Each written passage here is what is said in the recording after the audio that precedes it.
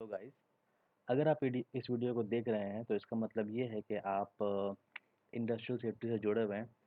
And being a safety officer या safety supervisor सिर्फ construction site पे एक्टिविटीज़ को ऑब्जर्व करना और सेफ्टी इश्यूज को रेक्टिफाई करवा देना सफिशिएंट नहीं रह जाता।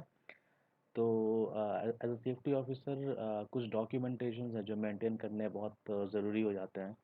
उसमें से एक डॉक्यूमेंट है रिस्क असेसमेंट। तो इस वीडियो में हम रिस्क असेसमेंट के बारे में ही बात करेंगे कि हम किसी भी एक्टिविटी का रिस्क असेसमेंट किस तरीके से बना सकते हैं। अ, चलिए फिर शुरू करते हैं। तो गैस ये है रिस्क असेसमेंट का सीक्वेंस। मतलब ये रिस्क असेसमेंट के कंटेंट्स हैं जिसे हम बोल सकते हैं। तो सबसे पहले रिस्क असेसमेंट बनाने के लिए बहुत ज़रूरी है कि हम किसी एक पर्टिकुलर एक्टिविटी को सेलेक्ट करें। ठीक है, जब हम किसी एक एक्टिविटी को सिलेक्ट करते हैं तो उसके बाद हमें ये पता चल जाता है कि उस एक्टिविटी में क्या हज़ार्ड्स हैं, मतलब क्या सिचुएशंस हो सकते हैं जिसमें दुर्घटना होने का मैक्सिमम चांसेस रहता है। उसके बाद एक बार हमें हज़ार्ड्स मिल गए तो फिर डिटरमाइन कंसीक्वेंसेस। मतलब हमें पता चल गया कि हज़ार्ड्स क्या है, मतलब ख़तरा क्या है, तो फिर हमें यह भी पता चल जाएगा कि इस खतरे से अब रिज़ल्ट क्या होगा। सपोज़ कोई हाइट पे काम कर रहा है, ठीक है?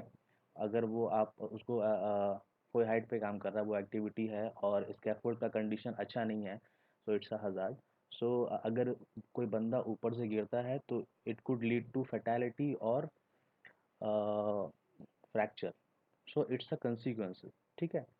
उसके बाद qualitative risk assessment. Qualitative risk assessment में हम चेक करते हैं कि इस एक्सीडेंट अगर ये एक्सीडेंट होता है तो कुछ लीगल इम्प्लीकेशंस हम पे आएंगे या नहीं। ठीक है? क्वांटिटेटिव रिस्क असेसमेंट में हम रिस्क रेटिंग चेक करते हैं।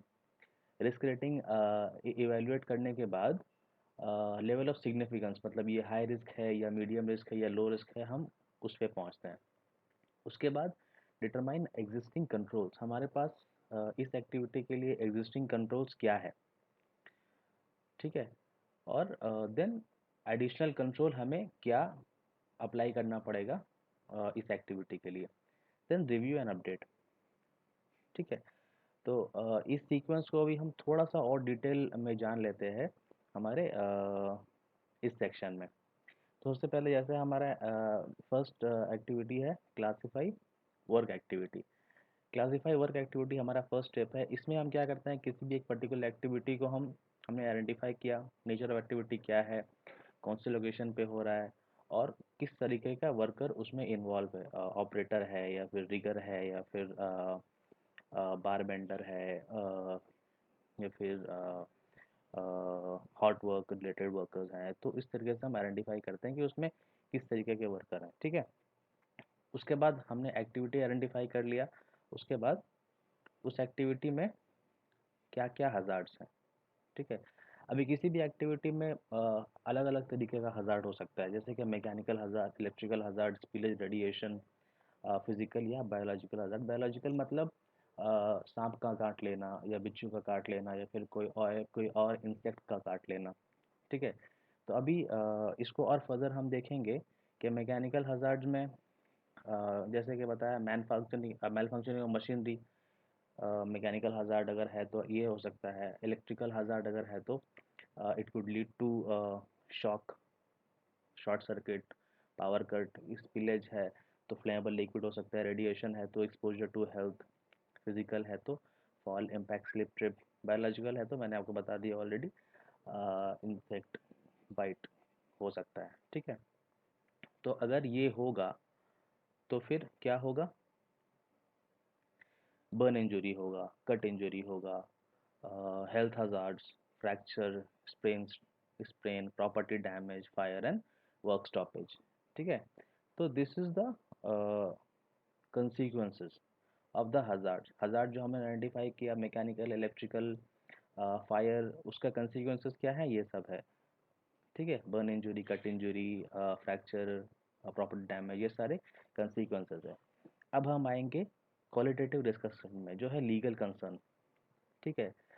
सपोज आपके साइट पे अगर आग लग जाती है, तो आग लग जाती है तो इट्स ए लीगल कंसर्न कि इसमें फैक्ट्री इंस्पेक्टर भी इन्वॉल्व हो जाएगा, ठीक है। और कुछ कोर्ट केसेस भी हो सकते हैं, ठीक है। लेबर लॉ इम्प्लाई हो जाएगा, और आपके इंटरेस्टेड पार्टीज इसमें इफेक्ट होंगे। इंटरेस्टेड पार्टीज मतलब आपके वर्कर्स, आपके नेबर्स, आपके स्टॉक होल्डर्स, आपके सप्लायर्स, आपके वेंडर्स, ये सारे आपके इंटरेस्टेड पार्टीज हैं। बिजनेस कंसर्न, अगर एक्सीडेंट होता है तो it could affect your business as well, आपको मार्केट में काम नहीं मिलेगा। And it's an emergency situation as well, अगर गैस लीक हो जाए या जनरल फायर ब्रोक आउट हो जाए तो it's an emergency inside the site and outside the site as well, ठीक है। तो ये है क्वालिटेटिव रिस्क असेसमेंट। इसको हम सिर्फ जज करना है कि हमारा लेवल ऑफ एक्सीडेंट क्या है, और अगर एक्सीडेंट होता है तो हमारे पर लीगल इम्प्लीकेशंस क्या हो सकते हैं। ये बहुत इजी है, जब मैं आपको रिस्क असेसमेंट का फॉर्मेट दिखाऊंगा तो हम बहुत ही आसानी से इसको करेंगे आगे, ठीक है। क्वालिटेटिव रिस्क असेसमेंट, ये है सबसे इम्पॉर्टेंट पार्ट और बहुत ही ज़रूरी, ठीक है। इस पार्ट में हम लोग risk calculation, risk priority number का कैलकुलेशन करते हैं, ठीक है। आरपीए नंबर जिसको बोलते हैं, ठीक है। तो रिस्क रेटिंग जिसको हम बोलते हैं, तो रिस्क रेटिंग पे पहुंचने के लिए हमें सीवियरिटी और प्रोबेबिलिटी को मल्टीप्लाई करना पड़ता है। सीवियरिटी मतलब एक्सीडेंट कितना ज़्यादा एक्सट्रीम हो सकता है, ठीक है। माइनर एक्सीडेंट मतलब फर्स्ट एड, मीडियम एक्सीडेंट मतलब कट इंजरी, हाँ थोड़ा high, more than medium accident में फ्रैक्चर कंसिडर कर सकते हैं, या फिर वेरी सीवियर एक्सीडेंट में आप फेटेलिटी भी कंसिडर कर सकते हैं। तो सीवियरिटी डिटरमाइन करता है कि आपका एक्सीडेंट कितना ज़्यादा डेंजरस कंडीशन पे हुआ है, मतलब कितना ज़्यादा रिजल्ट उसका ज़्यादा सीवियर हो सकता है, ठीक है। प्रोबेबिलिटी और लाइक्लीहुड बोलते हैं कि एक्सीडेंट के चांसेस कितने ज़्यादा है, ठीक है। जैसे आपने एक सेफ इन्वायरमेंट क्रिएट किया है अपने काम के लिए, वहाँ पे एक्सीडेंट होने का चांस बहुत कम है, तो प्रोबेबिलिटी कम हो जाता है, मतलब चांसेस कम हो जाते हैं। तो चांसेस और सीवियरिटी, मतलब प्रोबेबिलिटी और सीवियरिटी को मल्टीप्लाई करके हम रिस्क प्रायोरिटी नंबर निकालते हैं, जो कि बहुत ही आसान है। मैं आपको बताता हूँ आगे के स्लाइड्स में।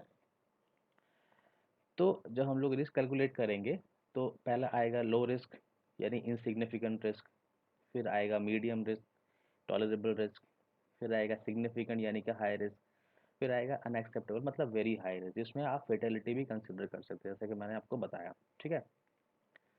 तो ये जो रिस्क प्रायोरिटी नंबर है, इसको हम सिविरिटी और प्रोबेबिलिटी को मल्टीप्लाई करके आइडेंटिफाई करते हैं, ठीक है। अभी जैसे मैंने आपको बताया लाइक्लीहुड एंड सीवियरिटी, तो लाइक्लीहुड मतलब एक्सीडेंट होने के चांसेस कितने ज़्यादा है, ठीक है। तो इसमें कुछ नंबर्स दिए हैं 1 2 3 4, जैसा कि आप देख सकते हैं यहाँ पे, ठीक है। 1 2 3 4, नंबर 1 में है हाईली अनलाइकली, मतलब बहुत ही कम चांसेस है एक्सीडेंट होने का। नंबर 2 में है पॉसिबली, मतलब चांस है कि एक्सीडेंट हो जाए 30-40%। नंबर 3 क्वाइट लाइकली, मतलब ज़्यादातर चांसेस है कि एक्सीडेंट हो जाए, ठीक है। And number 4 is very unlikely. तो ये है चांसेस ऑफ एक्सीडेंट, मतलब कितना ज़्यादा चांस है एक्सीडेंट होने का। ये आप डिटरमाइन करेंगे कि आपका वर्किंग कंडीशन साइट पे कैसा है। अगर वर्क कंडीशन बिल्कुल भी अच्छा नहीं है, स्कैफोल्ड जिस पे काम कर रहे हैं, जैसे मैंने आपको बताया उसमें ब्रेसेस नहीं है, उसमें हैंड रेल नहीं है, वर्किंग प्लेटफॉर्म अच्छा नहीं है, इसका मतलब ये है कि बहुत ज़्यादा एक्सीडेंट होने का चांसेस है। देन नंबर 4 आप उसमें कंसिडर कर सकते हैं। अगर आपका स्कैफोल्डिंग अच्छा है, फिर भी कुछ मेजर इश्यूज है लाइक एक्सेस नहीं है, प्लेटफॉर्म मिसिंग है, तो फिर आप number 3 possibly scaffold is good, ठीक है, बट उसमें अच्छा अच्छे टाइज नहीं है, अच्छे मतलब हैंड रेल्स नहीं है, या इम्प्रॉपर मटेरियल आपने उसमें यूज़ किया है, उससे पॉसिबिलिटी, तो इसको आपको साइट लेवल पे जज करना है, ठीक है। सीवियरिटी स्लाइट हार्म, अब इसमें स्लाइट हार्म में नियर मिस कंसिडर कर सकते हैं या फिर फर्स्ट एड केस कंसिडर कर सकते हैं। नंबर 2 में है injury affecting work, minor cut, इसमें एक दिन या फिर 3-4 घंटे काम ना कर पाए। Serious injury, it could lead to a major cut और मेजर फ्रैक्चर, ठीक है। पॉसिबली फैटल, मतलब मरने का भी मतलब मर भी सकता है। तो हम कैसे इसको अभी चेक करें, कैसे इसको अभी हम चेक करेंगे कि अगर हमारा एक्सीडेंट का चांसेस आर क्वाइट लाइकली, मतलब मोर देन 50% चांसेस है कि अगर इस लोकेशन पे कुछ अगर गलती होती है तो एक्सीडेंट हो सकता है। तो वो है क्वाइट लाइकली, जो है नंबर 3। और अगर एक्सीडेंट होता है और it could lead to a serious injury, then 3 into 3 is 9। और अगर एक्सीडेंट होता है और ये फेटेलिटी तक हो सकता है, मतलब कोई मर सकता है, देन 3 into 4 is 12। ठीक है, तो 12 आपका रिस्क प्रायोरिटी नंबर होएगा। तो अभी इस नंबर का मतलब क्या है, 9, अगर 9 आया तो इसका मतलब क्या है, अगर 12 आया तो इसका मतलब क्या है, या 4 into 4 16 आया तो इसका मतलब क्या है, अभी हम आगे वाली स्लाइड में देखेंगे। ठीक है, तो ये है चार्ट। जैसे जैसे सीवियरिटी और लाइक्लीहुड या प्रोबेबिलिटी ऊपर जाता है, वैसे वैसे रिस्क रेटिंग बढ़ जाता है। ठीक है, तो अभी हमने इसको लेवल्स में डिवाइड कर दिया। 1 से लेके 3 तक आप देख रहे होंगे ब्लू कलर में, ये है इनसिग्निफिकेंट रिस्क, मतलब वेरी लो रिस्क। ठीक है, 4 से लेके 6 तक ये, ठीक है, ये है टॉलरेबल, मतलब मीडियम रिस्क। 8 से लेके 9 तक ये है हाई रिस्क या सिग्निफिकेंट रिस्क। और 12 से लेके 16 तक जो है अनएक्सेप्टेबल रिस्क, मतलब वेरी हाई रिस्क। तो सभी कंपनी के अलग अलग रेगुलेशंस होते हैं। किसी कंपनी में 4 into 4 का मैट्रिक्स यूज़ करता है, जैसे मैंने आपको दिखाया। किसी कंपनी में 16 into 16 का मैट्रिक्स भी यूज़ करते हैं। लेकिन जो बेसिक कैलकुलेशन का तरीका है वो सेम है। सीवियरिटी और प्रोबेबिलिटी को मल्टीप्लाई करके हम आरपीएन नंबर पे पहुंचते हैं। और हर कंपनी का अपना ऐसा चार्ट भी हो जाएगा, जिसमें वो रिस्क रेटिंग को आइडेंटिफाई करके उसको कैटेगराइज करेंगे। ठीक है, अ, अब हम आएंगे कि अ, हम जो कंट्रोल मेजर्स अब एक्टिविटी के लिए डिसाइड करेंगे, तो कंट्रोल मेजर्स हम कैसे डिसाइड करेंगे। ठीक है, तो ये वाला जो चार्ट है, ये आप सभी लोगों को मालूम होगा, इसको हम हिरार्की ऑफ कंट्रोल बोलते हैं। ठीक है, किसी भी एक्टिविटी को करने से पहले जब हम उसका सेफ्टी कंट्रोल मेजर डिसाइड करते हैं, तो हमको इस सीक्वेंस में डिसाइड करना रहता है। तो ये है ESEAP, हाँ, elimination, substitution, engineering control, administrative control and PPE। तो सबसे पहले एलिमिनेशन में हम कोशिश करेंगे, अगर कोई हाई रिस्क एक्टिविटी है तो उसको हम एलिमिनेट कर दें। ठीक है, सब्स्टिट्यूट में हम कुछ ऑल्टरनेटिव सब्स्टिट्यूट उसको लेके आए, मतलब अगर हमें हाइट वर्क करना है और हमारे पास स्कैफोल्ड है जो अच्छा नहीं है, तो उसके बदले में हम बूम लिफ्ट यूज़ कर सकते हैं या सीजर लिफ्ट यूज़ कर सकते हैं, जो सब्स्टिट्यूशन। इंजीनियरिंग कंट्रोल में हमने साइट लेवल पे जैसे स्कैफोल्ड है जो अच्छा कंडीशन में नहीं है, उसको हमने रेक्टिफाई करवा दिया, जो है इंजीनियरिंग कंट्रोल। ठीक है, एडमिनिस्ट्रेटिव कंट्रोल में हमें अपने वर्कर्स को ट्रेनिंग देना है, तो ट्रेनिंग्स, एजुकेशनल पोस्टर्स, ये सारे एडमिनिस्ट्रेटिव कंट्रोल में आ जाते हैं। और लास्ट है PPE। ठीक है, पर्सनल प्रोटेक्टिव इक्विपमेंट। तो PPE हमेशा लास्ट में हम कंसिडर करते हैं। बहुत सारे लोग PPE को हमेशा पहले कंसिडर करते हैं किसी भी एक्टिविटी में, कि PPE लेके काम करो, लेकिन अगर PPE के साथ एक्सीडेंट हो जाए तो बचने का चांसेस बहुत कम हो जाता है। इसीलिए पहले हमें एलिमिनेशन, फिर सब्स्टिट्यूशन, फिर इंजीनियरिंग कंट्रोल, फिर एडमिनिस्ट्रेटिव कंट्रोल, और देन लास्ट में हमें PPE तक पहुंचना है। ठीक है, तो अभी हमारा ट्रेनिंग सेशन PPT में ऑलमोस्ट ख़त्म हो गया है। अब हम आपको प्रैक्टिकल बताएंगे कि रिस्क असेसमेंट का फॉर्मेट कैसा होता है, और किस तरीके से हम एक्चुअली में रिस्क असेसमेंट को बना सकते हैं। ओके गाइस, ये एक टिपिकल रिस्क असेसमेंट का फॉर्मेट है। जो मैंने आपको कंटेंट्स पावर पॉइंट प्रेजेंटेशन पर दिखाया, वो सारे कंटेंट्स मैंने इस एक्सेल शीट में ऐड किया है। जस्ट आप कोई कंपनी का नाम डाल सकते हैं जिस पे आप काम कर रहे हैं। सेम 4 into 4 का मैट्रिक्स हमने यहाँ पे दिखाया, जो हमने आपको PPT में दिखाया था। और 1 से लेके 4 तक low risk, 4 to 6 medium, 7 to 9 high risk and above 9 very high risk. ठीक है, तो इस रिस्क असेसमेंट में हमने जो एक्टिविटी कंसिडर किया है वो है rebar, unloading, storage, cutting, bending and binding, मतलब कंप्लीट रीबार एक्टिविटी हमने इसमें कंसिडर किया है। बाकी ये सारे टीम मेंबर्स का आप नाम लिख सकते हैं, बाकी जो भी आपके साइड स्पेसिफिक डिटेल्स है इसमें आप यहाँ से लेके यहाँ तक डाल सकते हैं, डॉक्यूमेंट नंबर आप डाल सकते हैं। ठीक है, नीचे आते हैं। ये सारे लेजेंड्स हैं, वो मैं आपको यहाँ पे है वो आपको समझा दूंगा। तो इस पर्टिकुलर एक्टिविटी को हमने पहले स्टेप्स में डिवाइड किया है। ठीक है, तो पहले रीबार अनलोडिंग, अनलोडिंग के लिए movement of trailer with loaded rebar, side पे पहले ट्रेलर आएगा। उसके बाद मैनुअल अनलोडिंग हो सकता है अगर हाथ से उतारे रीबार को। उसके बाद unloading of rebar with crane. ठीक है, उसमें placement of crane, fixing slings and tag line, lifting rebar with crane, unloading, stacking. ठीक है, river unloading with backhoe loader, अगर बैकहो लोडर से रिवर अनलोड करते हैं तो उसमें क्या हमें सेफ्टी कंसिडर करना है। रिबार कटिंग, कटिंग जो हाई स्पीड कटिंग मशीन होता है उससे, या ग्राइंडिंग मशीन होता है उससे, या फिर जो रिबार cutting machine typical रिबार cutting machine होता है उससे। ठीक है, रिबार बेंडिंग और रिबार बाइंडिंग। तो ये एक्टिविटी को हमने स्टेप्स में डिवाइड कर लिया।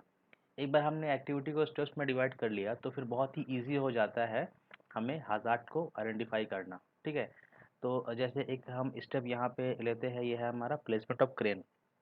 तो प्लेसमेंट ऑफ क्रेन में हज़ार्ड क्या हो सकता है? Settling of crane due to loose soil, crane settle हो सकता है, मिट्टी में दब सकता है अगर सॉइल कंडीशन अच्छा नहीं है। ठीक है, unauthorized entry into work area, improper placement of trailer and crane causing disturbance to other services। ठीक है, इसके अलावा आप और भी कुछ सोच सकते हैं आपके साइट कंडीशन के हिसाब से। तो एक बार हमें हज़ार्ड मिल गया तो अब हमें हमें उसका कंसीक्वेंसेस मतलब आउटकम क्या है वो मिल जाएगा। Settling of crane due to loose soil, अगर हमारा हज़ार्ड है तो उसका कंसीक्वेंस हो जाएगा collapse of crane. Unauthorized entry अगर हमारा हज़ार्ड है तो उसका कंसीक्वेंस हो जाएगा पर्सनल इंजरी। ठीक है, अगर कुछ मटेरियल गिर जाता है लिफ्टिंग के टाइम पे तो it could lead to personal injury. ठीक है, improper placement of crane and causing hindrance to other activities, अगर हमारा हज़ार्ड है तो it could lead to work stoppage. ठीक है, तो जो हमारा हज़ार्ड है उसके हिसाब से कंसिक्वेंसेस हम इजीली आइडेंटिफाई कर सकते हैं। उसके बाद आगे हमने यहाँ पे दिखाया है आर एन आर और रूटीन नॉन रूटीन एक्टिविटीज़। ठीक है, तो अगर हमारे ये रूटीन एक्टिविटी है तो उसको हम आर कर देते हैं, नॉन रूटीन है तो एन आर कर देते हैं। अब रूटीन एक्टिविटी को, रूटीन एक्टिविटी है तो हमारा प्रोबेबिलिटी जो है, जो मैंने आपको पीपीटी में बताया था, वो भी वैरी करता है, उसका जो नंबर है वो भी वैरी करता है। ठीक है, ये है normal, abnormal and emergency. Crane collapse है, अगर फेटेलिटी हो सकता है तो it's N abnormal. Heavy severe injury होता है तो इट्स एन एबनॉर्मल।